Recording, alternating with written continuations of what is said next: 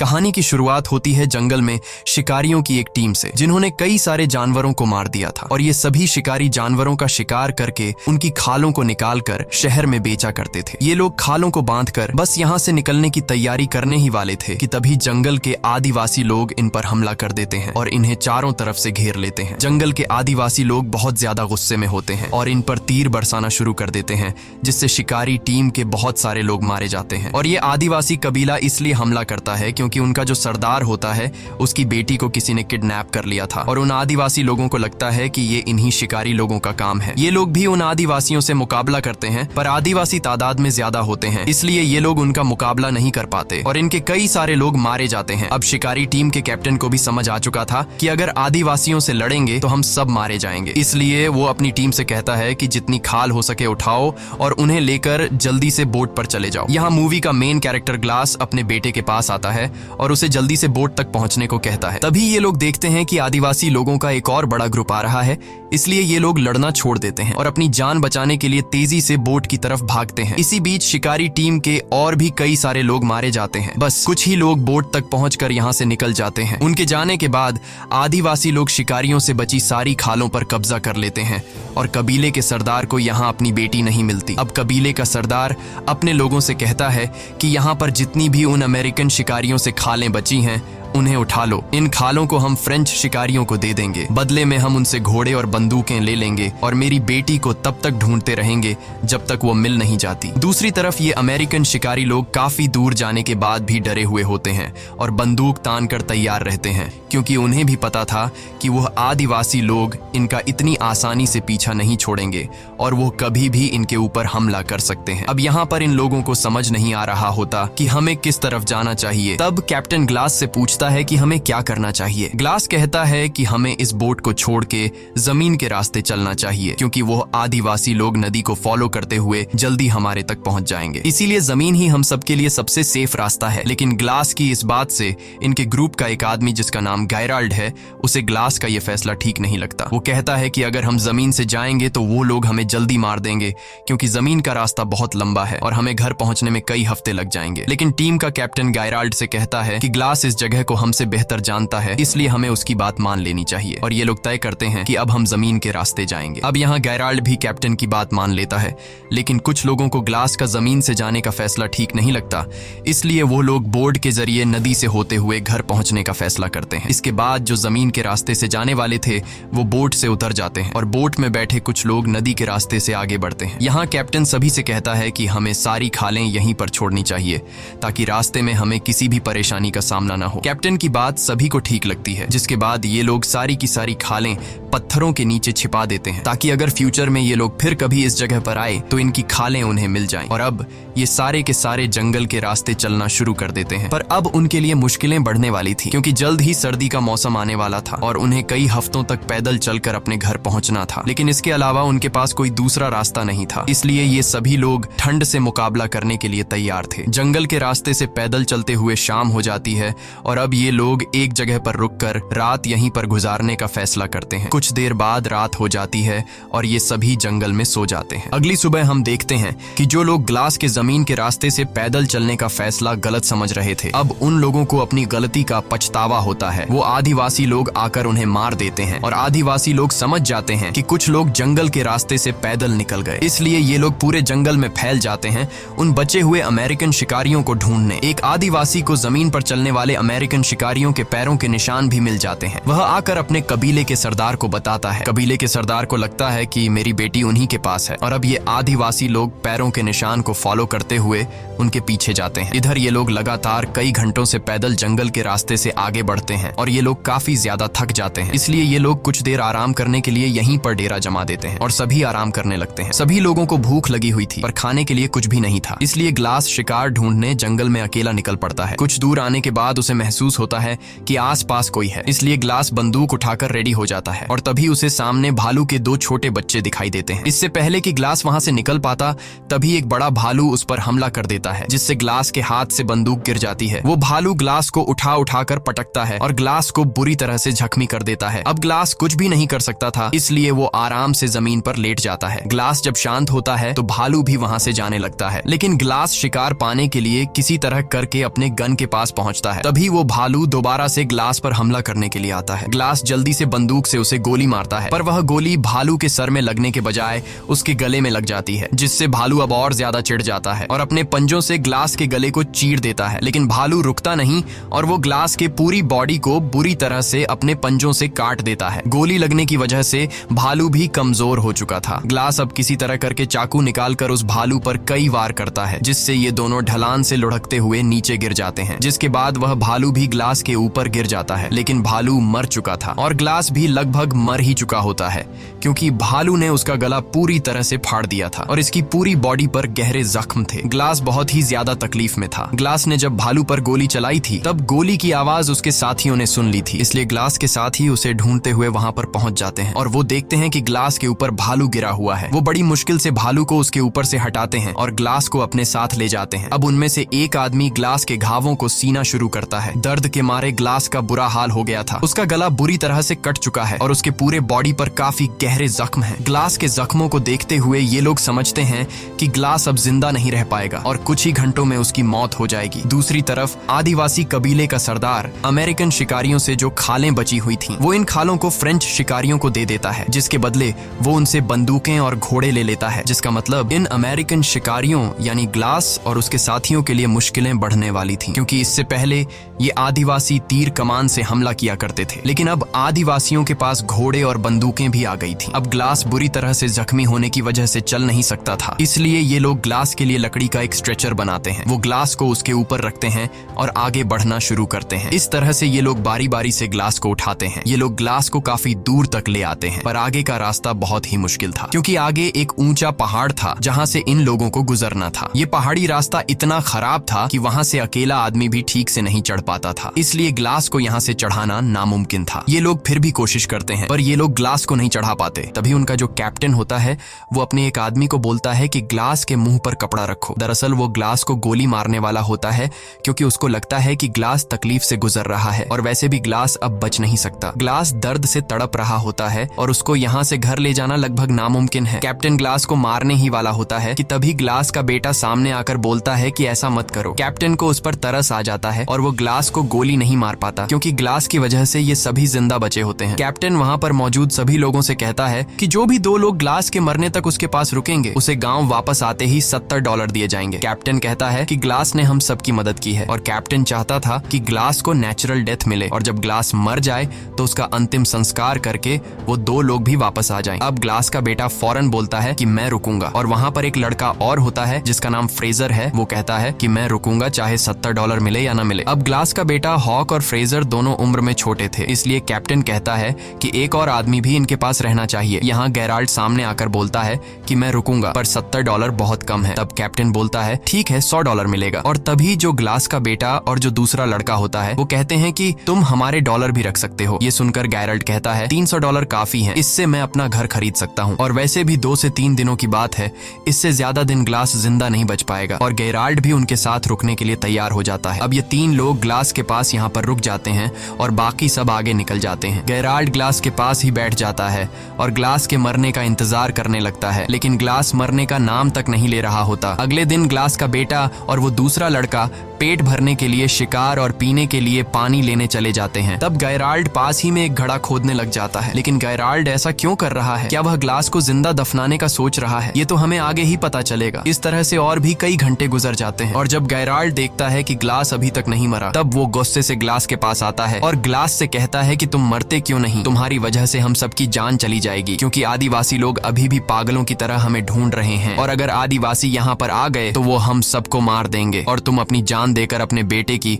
और हम सबकी जान बचा सकते हो। अब गैराल्ड ग्लास से कहता है कि अगर तुमने अपनी पल के नीचे झपका ली तो मैं समझ जाऊंगा कि तुम मरने के लिए तैयार हो। ग्लास बेचारा काफी देर तक कोशिश करता है कि उसकी पल के न झपके, लेकिन तब गैराल्ड उसे कहता है कि मुझे लगता है कि तुम अपने बेटे को भी नहीं बचाना चाहते। ग्लास गैराल्ड की बात सुनकर अपने बेटे को बचाने के लिए अपनी पल के नीचे झपका देता है। ये देखकर गैराल्ड ने उसके मुंह में कपड़ा घुसाकर उसकी सांस रोक दी और ग्लास अब तड़प कर मर रहा होता है। तभी ग्लास का बेटा आकर गैराल्ड को बंदूक से पीछे धकेल देता है। ग्लास का बेटा गैराल्ड पर बंदूक तान देता है और उसे मारने की धमकी देता है। गैराल्ड उसे समझाने की कोशिश करता है कि मैं ऐसा क्यों कर रहा था, लेकिन ग्लास का बेटा उसकी कोई बात नहीं सुनता और चिल्लाने लग जाता है, जिसके बाद गैराल्ड ग्लास के सामने ही उसके बेटे को पेट में चाकू मारकर मार डालता है। ग्लास का गला पूरी तरह से कटा होता है, इसलिए वो चिल्ला भी नहीं पाता। वो सिर्फ अपने बेटे को मरता हुआ देखता है और गैराल्ड उसके बेटे को उठाकर दूर एक जगह में छिपा देता है ताकि जब वह तीसरा लड़का वहां पर आए तो वह इसे न देख पाए। कुछ देर बाद जब वह लड़का वहां पर आता है,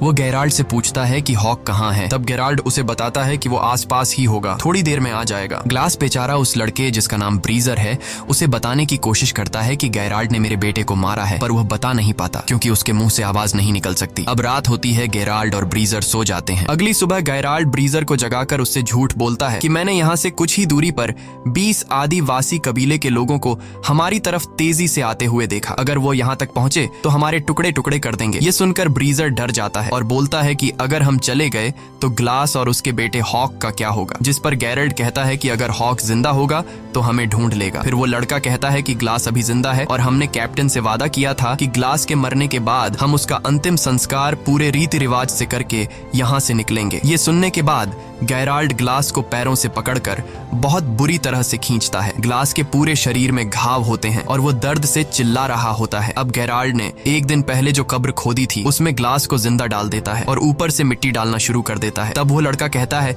कि ये तुम क्या कर रहे हो। गैराल्ड कहता है कि ये आज नहीं तो कल मर ही जाएगा और जैसा कि हमने वादा किया था उसका अंतिम संस्कार पूरे रीति रिवाज से किया जाएगा, तो मैंने अपना वादा पूरा कर लिया है। वो उसके ऊपर थोड़ी सी मिट्टी डाल देता है और वहां से चला जाता है और उस लड़के को बोलता है कि तुम भी मेरे साथ चलो। ब्रीजर को ग्लास के इस हाल के लिए बहुत दुख होता है। वो ग्लास से कहता है कि सॉरी मिस्टर ग्लास, मुझे जाना होगा, और ये कहकर वो पानी की एक बॉटल ग्लास के ऊपर रखकर वहां से निकल जाता है। अब यहाँ पर ग्लास अकेला है, वो तड़प रहा है। ग्लास कई घंटों तक उसी जगह पर जहाँ उसे दफनाकर चले गए थे अधमरी हालत में लेटा रहता है। वो सोचता है कि यहाँ पड़े पड़े वैसे भी मरना है तो क्यों न बचने की कोशिश की जाए। वो पूरी हिम्मत जुटाकर अपने हाथ पैर हिलाता है और बहुत तकलीफ से गुजरकर वो कब्र से बाहर निकलता है। ग्लास बहुत ज्यादा तकलीफ में होता है। वो रेंगते हुए सीधा उस जगह पर जाता है जहाँ उसके बेटे की लाश है। वो अपने बेटे की लाश को देखकर पूरी तरह से टूट जाता है और बदले की आग में जलने लगता है। उसके बाद वो अपने बेटे की लाश के ऊपर सिर रखकर सो जाता है। दूसरी तरफ सुबह होने पर गैराल्ड ब्रीजर को उठाकर कहता है कि जल्दी उठो, हमें यहाँ से निकलना होगा। आदिवासी कबीले के 12 लोग हमारे पीछे आ रहे हैं। ये सुनकर ब्रीजर गैराल्ड से कहता है कि तुमने तो कहा था हमारे पीछे 20 लोग लगे हैं। वो समझ जाता है कि गैराल्ड ने उससे झूठ कहा था, इसलिए वो गैराल्ड पर बंदूक तान लेता है। तब गैराल्ड ब्रीजर से कहता है कि तुम्हें तो मेरा शुक्रिया अदा करना चाहिए, मैंने तुम्हारी जान बचाई और तुम्हें डराना जरूरी था, क्योंकि एक अधमरे इंसान के साथ हम अपनी जान खतरे में नहीं डाल सकते थे। वैसे भी ग्लास मरने वाला था और अगर तुम जिंदा रहना चाहते हो तो मैं जैसा कहता हूँ वैसा करो, वरना तुम अकेले ग्लास के पास वापस जा सकते हो। ये सुनकर डर के मारे ब्रीजर गैराल्ड की बात मान लेता है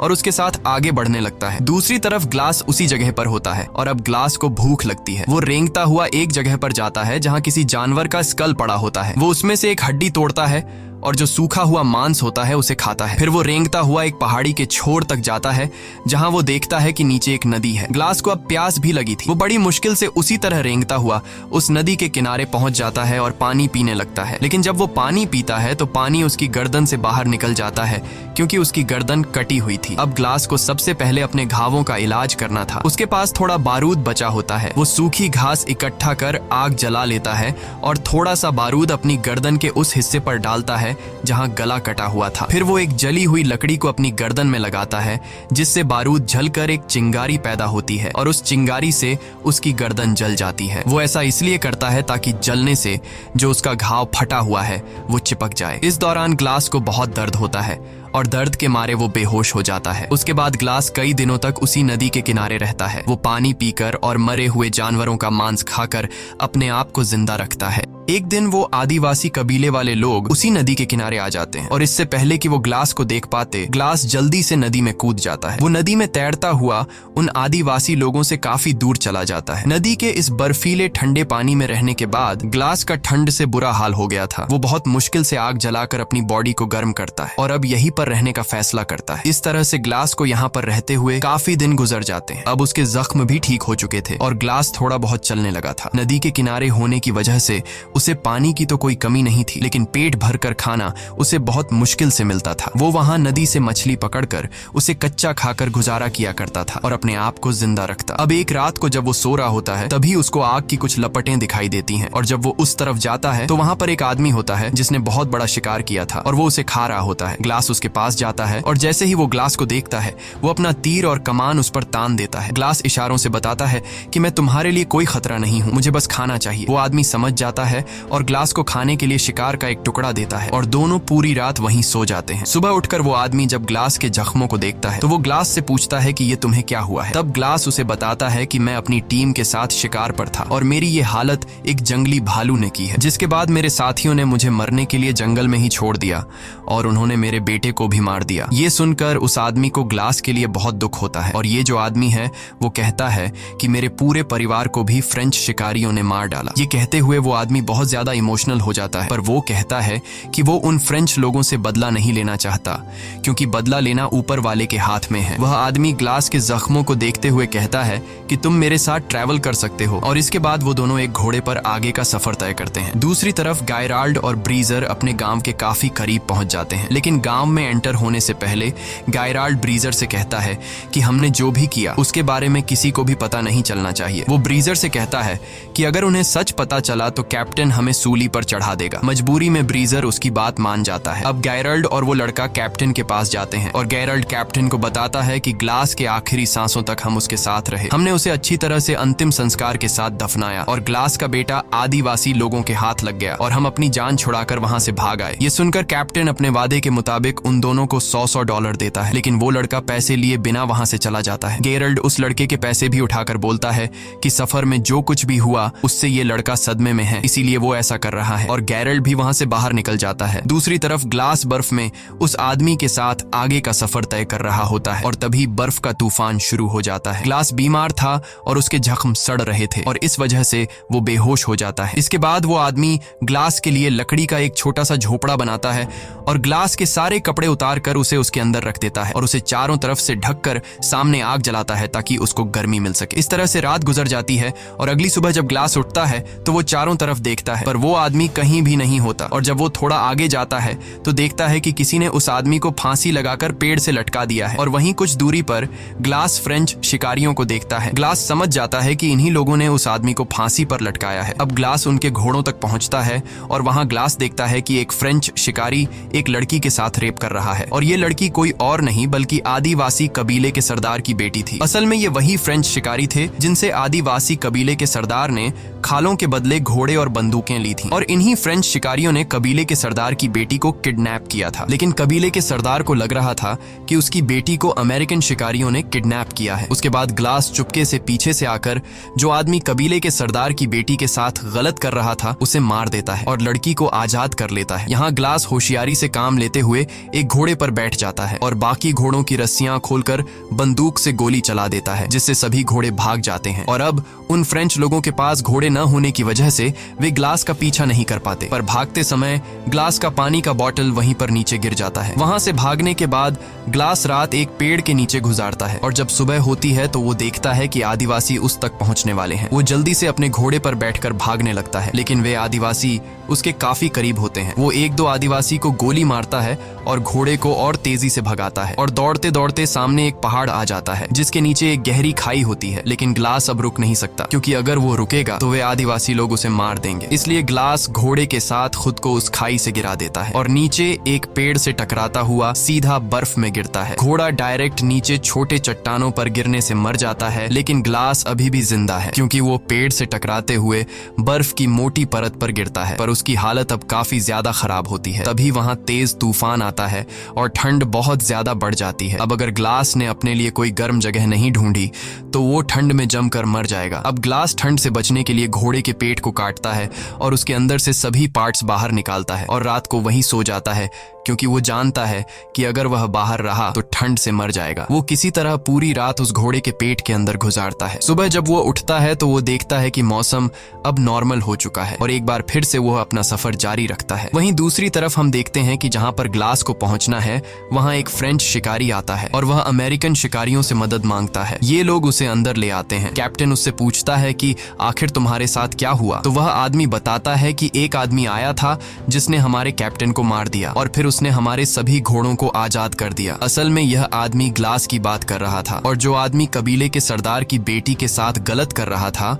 वह असल में उन फ्रेंच शिकारियों का कैप्टन था। वह आदमी बताता है कि घोड़ों के आजाद होने के बाद हमारी पूरी टीम बिखर गई। सर्दी के चलते हमारे कुछ लोग मर गए और कुछ को तो बेड़ियों ने मार दिया। सबूत के तौर पर यह आदमी इन लोगों को अपने साथियों का कुछ सामान दिखाता है और वह एक पानी की बोतल को दिखाते हुए कहता है कि जिस आदमी ने हमारे कैप्टन को मारा उसे जाते हुए यह पानी की बोतल गिर गई थी और यह वही बोतल होती है जो ब्रीजर ने ग्लास को उस जगह छोड़ते हुए उसके ऊपर रख कर आ गया था। ब्रीजर कहता है कि यह तो ग्लास की बोतल है जो कि मैंने उसे दी थी। अब ये लोग उस आदमी से पूछते हैं कि ग्लास ने तुम्हारे कैप्टन को कहाँ मारा था और वह आदमी 30 मील दूर वह जगह उन्हें बता देता है। जिसके बाद कैप्टन ब्रेजर और कुछ लोग ग्लास को ढूंढने के लिए घोड़ों पर निकल पड़ते हैं और यहाँ गेराल्ड को समझ आ जाता है कि अब वो फंसने वाला है। कई घंटों के सफर के बाद रात हो जाती है और ये लोग उस जगह तक पहुंच जाते हैं जहां पर उस आदमी को बोतल मिली थी। कैप्टन सभी लोगों को चारों तरफ ग्लास को ढूंढने के लिए कहता है और तभी उन्हें दूर से एक आदमी दिखाई देता है। जब ये लोग उसके करीब जाते हैं तो वो कोई और नहीं बल्कि ग्लास होता है और ग्लास को देखकर कैप्टन एकदम शॉक हो जाता है, क्योंकि गेराल्ड ने तो उसे मरा हुआ बता दिया था। कैप्टन ग्लास के पास आकर उससे पूछता है कि तुम्हारे साथ क्या हुआ था। तब ग्लास उसे सारी सच्चाई बता देता है, जिसके बाद कैप्टन गेराल्ड को पकड़ने के लिए तेजी से वापस अपने गांव आता है और गेराल्ड को ढूंढता है, लेकिन गेराल्ड तिजोरी से सारा पैसा चुरा कर भाग गया होता है। कैप्टन गुस्से में ब्रीजर को मारता है और अपने आदमियों से कहता है कि ब्रीजर को अरेस्ट कर लो, लेकिन ग्लास कैप्टन से कहता है कि इसमें ब्रीजर की कोई गलती नहीं थी। वहां जो कुछ भी हुआ ब्रीजर को उसके बारे में कुछ भी नहीं पता, इसलिए तुम उसे छोड़ दो। और अब कैप्टन यह तय करता है कि मैं गेराल्ड को पकड़ने के लिए जाऊंगा, क्योंकि उसने ग्लास के बेटे का मर्डर किया और उसने पैसा भी चोरी किया। तब ग्लास बोलता है कि मैं भी तुम्हारे साथ जाऊंगा, लेकिन कैप्टन कहता है नहीं, तुम्हें अभी आराम की जरूरत है, मैं अकेले उसे मारने जाऊंगा। ग्लास कहता है नहीं, मैं उसके लिए बहुत दूर से सफर तय करके आया हूँ और उसे सिर्फ मैं मारूंगा। जिसके बाद कैप्टन ग्लास की बात मान लेता है और ये दोनों घोड़ों पर गेराल्ड को मारने निकल पड़ते हैं। ये दोनों गेराल्ड के घोड़े के पैरों के निशानों को फॉलो कर रहे होते हैं और काफी दूर तक जाने के बाद ये दोनों अपना अपना रास्ता बदल लेते हैं। कैप्टन ग्लास से कहता है कि तुम दाएं रास्ते से जाओ और मैं बाएं वाले रास्ते से जाऊंगा। अब ये दोनों एक दूसरे से अलग हो जाते हैं और जब कैप्टन गेराल्ड को ढूंढ रहा होता है तो गेराल्ड एक बड़े से पत्थर के पीछे से निकलता है और कैप्टन को गन पॉइंट पर लेकर कहता है कि कैप्टन तुम यहाँ पर क्या कर रहे हो। कैप्टन उसे कहता है कि तुम्हारे ऊपर खून का इल्जाम है, इसलिए तुम मेरे साथ चलो, लेकिन गेराल्ड नहीं मानता। अब जैसे ही कैप्टन जेब से बंदूक निकालकर उसे मारने ही वाला होता है तभी गेराल्ड कैप्टन को शूट कर लेता है, जिससे कैप्टन की मौत हो जाती है। गोली की आवाज सुनकर ग्लास उस तरफ आता है और ग्लास देखता है कि वहां पर कैप्टन की लाश पड़ी हुई है और गेराल्ड भाग चुका है। अब ग्लास समझदारी से काम लेते हुए लकड़ी की एक बड़ी टहनी तोड़ता है और उसे कैप्टन की पीठ पर लगा देता है ताकि उसकी पीठ सीधी हो जाए। जिसके बाद वह कैप्टन को घोड़े पर बिठा देता है और खुद पीछे वाले घोड़े पर लाश की तरह लेट जाता है ताकि गेराल्ड को ये लगे कि आगे ग्लास है और पीछे जो लेटा हुआ है वो कैप्टन की डेड बॉडी है। और होता भी ऐसा ही है। इन घोड़ों को देखकर गेराल्ड को लगता है कि आगे जो है वो ग्लास है और पीछे जो लेटा हुआ है वो कैप्टन की लाश है। जिसके बाद वह आगे वाले आदमी पर गोली चला देता है और गोली लगते ही वह गिर जाता है। गेराल्ड खुश हो जाता है और उसे लगता है कि ग्लास भी अब मर चुका है। वह धीरे धीरे डेड बॉडी की तरफ आता है। जब वह डेड बॉडी तक पहुंचता है और बॉडी को पलटता है तो उसे पता चलता है कि ये ग्लास नहीं बल्कि कैप्टन है। अब इससे पहले कि गेराल्ड कुछ कर पाता तभी ग्लास पीछे वाले घोड़े से उठकर गेराल्ड पर गोली चलाता है। ये गोली गेराल्ड के कंधे में लगती है और वह वहां से भागने लगता है। तब ग्लास भी उसका पीछा करता है और पीछा करते करते वह एक नदी के किनारे पहुंच जाता है जहां पर इन दोनों दोनों के बीच एक बड़ी फाइट होती है। ये दोनों ही एक दूसरे को बुरी तरह से घायल कर देते हैं और तभी हम देखते हैं कि नदी के उस पार वो आदिवासी कबीले वाले आ जाते हैं जो इन लोगों को मारना चाहते हैं। और जब ग्लास गेरल्ड को मारने वाला होता है तभी उसे उस आदमी की याद आती है जिसने उसे खाने के लिए मांस दिया था और बाद में फ्रेंच लोगों ने उसे सूली पर चढ़ा दिया था। उसने एक बार ग्लास से कहा था कि जो इंसान किसी दूसरे इंसान के साथ बुरा करता है उससे बदला लेने के बजाय ऊपर वाले के सहारे पर छोड़ देना चाहिए। इसलिए ग्लास भी गेराल्ड को नदी में छोड़ देता है। नदी में बहते हुए गेराल्ड दूसरी तरफ पहुंच जाता है जहां वो आदिवासी उसे पकड़कर मार देते हैं और अब वे लोग नदी पार करके ग्लास की तरफ आते हैं, पर वे लोग ग्लास को कुछ नहीं कहते और ग्लास को वहां पर छोड़कर जाने लगते हैं। असल में कबीले के सरदार को उसकी बेटी मिल गई होती है और ये वही लड़की होती है जिसका रेप होते हुए एक बार ग्लास ने उसे फ्रेंच लोगों से बचाया था। ये लड़की अपने पिता को ग्लास के बारे में बताती है कि उसने मेरी जान बचाई थी और यही वजह होती है कि वे लोग ग्लास को वहां पर छोड़कर चले जाते हैं। इसी के साथ ये कहानी खत्म हो जाती है। अगर आपको वीडियो अच्छी लगी हो तो हमारे चैनल को सब्सक्राइब और वीडियो को लाइक जरूर कीजिएगा।